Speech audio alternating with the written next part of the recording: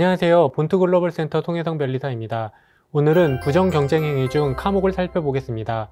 2013년 처음 도입된 후 상당한 시간이 흐르고 관련 판례도 많이 쌓였는데요. 법무법인 세종의 김윤희 변호사님 모시고 말씀 나눠보겠습니다. 안녕하세요, 변호사님. 안녕하세요.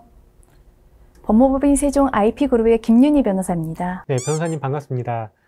부정경쟁방지법상 금지되는 부정경쟁행위는 굉장히 여러 가지가 있는데요. 그 중에서도 부정경쟁행위 카목은 어떤 내용인지 설명 부탁드립니다. 예, 저희가 흔히 부정경쟁방지법이라고 부르는 법률의 정식 명칭은 부정경쟁방지 및 영업비밀 보호에 관한 법률입니다.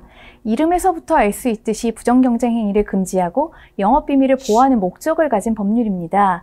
그 중에서도 부정경쟁행위는 감옥에서 카목까지 11개의 행위로 구분되고 있는데요. 카목은 타인의 상당한 투자나 노력으로 만들어진 성과 등을 공정한 상거래 관행이나 경쟁 질서에 반하는 방법으로 자신의 영업을 위하여 무단으로 사용함으로써 타인의 경제적 이익을 침해하는 행위를 규제하는 것입니다.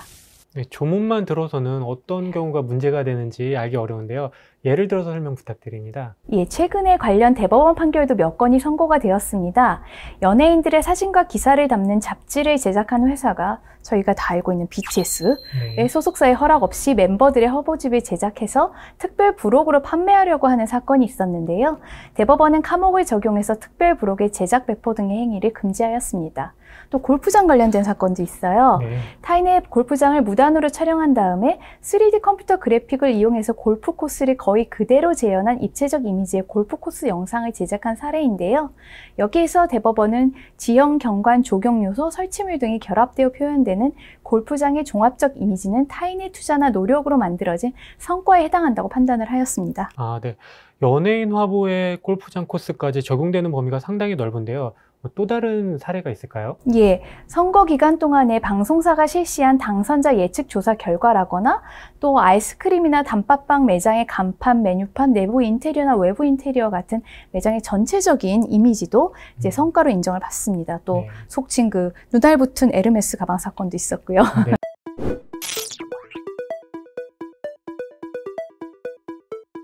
예, 특허 같으면 사실 이제 기술의 대상이고 상표 같으면 문자나 도안 같은 것이 이제 대상이 되는데요. 카목은 그러한 제한이 없어서 무엇이든 대상이 될 수가 있습니다. 예를 들어서 소프트웨어의 인터페이스 같은 것도 요건만 갖추면 카목의 성과가 될 수 있습니다. 그럼 카목에 따른 부정경쟁행위가 아니라고 부정된 사례도 있을까요? 예, 대표적인 것으로는 이제 솔섬 사진 사건이 있습니다.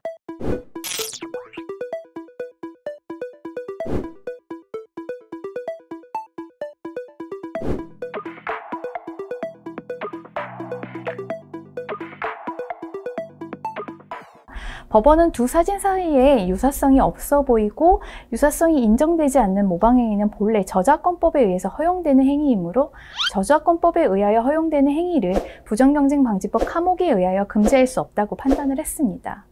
또 하나는 뭐 연예인 키워드 많이 보시지 않습니까? 키워드 검색 광고는 인터넷 검색 포털에서 널리 이제 사용되고 있는 사업 방식이고 원고인 연예인들의 이름만이 아니라 피고인 인터넷 포털의 기여가 고객을 끌어들이는데 상당한 기여를 하였다고 대법원은 보았습니다. 키워드 검색 광고로 인하여 결국 원고들이 협찬받거나 광고한 제품들의 구매 촉진 효과가 있었기 때문에 원고들의 이제 경제적 이익을 침해하거나 건전한 거래 질서를 해치지 않았다는 점도 이유로 들었습니다. 그러면 내가 시간과 비용을 들였다고 해서 다 카목에 의해서 보호되는 성과가 되는 건 아니라는 거군요. 케이스 바이 케이스라고 봐야 되겠네요. 예, 그렇습니다. 내가 아무리 투자를 하고 시간을 들였다고 하더라도 다 성과로 인정받아서 카목에 의한 보호를 받을 수 있는 건 아니고요. 그 결과물들이 어느 정도 명성을 갖고 고객을 끌어들이는 요소가 되었다라고 볼 수 있어야 됩니다. 여타의 경쟁자와 이제 차별되는 요소도 있어야 되고요. 네. 그럼 누군가가 부정경쟁방지법 카목을 위반하여 내 이익을 침해한 경우에는 제가 어떤 조치를 취해야 될까요? 예, 먼저 이제 법적 조치에 들어가기 전에 이제 경고장 같은 걸 보내가지고 이제 스스로 부정경쟁 행위를 멈추게 하고 피해 보상을 받는다면 이제 가장 좋겠지요. 네, 그렇죠. 근데 이제 합의가 원만히 이루어지지 않는 경우에는 법적 조치를 결국은 취해야 될 텐데요. 절차를 좀 살펴보면 가처분하고 본안 소송으로 나누어 볼 수 있어요. 가처분은 잘 아시겠지만 상대방의 이러이러한 행위를 금지하여 달라고 법원에 요청하는 건데요. 네. 앞서 예로 든 그 BTS 사건 같은 경우는 가처분 사건이었어요. 그래서 내용은 BTS 멤버들 관련 부분을 삭제하지 않은 상태로 뭐 인쇄하거나 배포하거나 판매 수출해서는 안 된다라는 그런 가처분 명령이 나왔고요. 네. 거기에 더해서 이제 가처분 명령 위반 행위가 행해지는 1일당 2천만 원을 지급하라라는 간접강제 명령도 함께 나왔습니다. 그렇군요.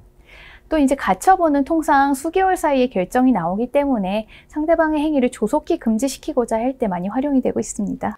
그러면 가처분과 본안 소송은 어떻게 다른가요? 예, 우선 본안 소송의 경우에는 가처분 절차에 비해서 2~3배 정도의 기간이 더 소요가 되고요. 네. 금지 청구를 할 수 있다는 점은 가처분과 같습니다만 본안 소송에서는 가처분에서는 할 수 없는 손해배상 청구가 가능합니다. 네. 예, 또 이제 가처분 명령을 받아둔 다음에 본안 소송을 제기해서 이제 손해배상을 받을 수도 있고요.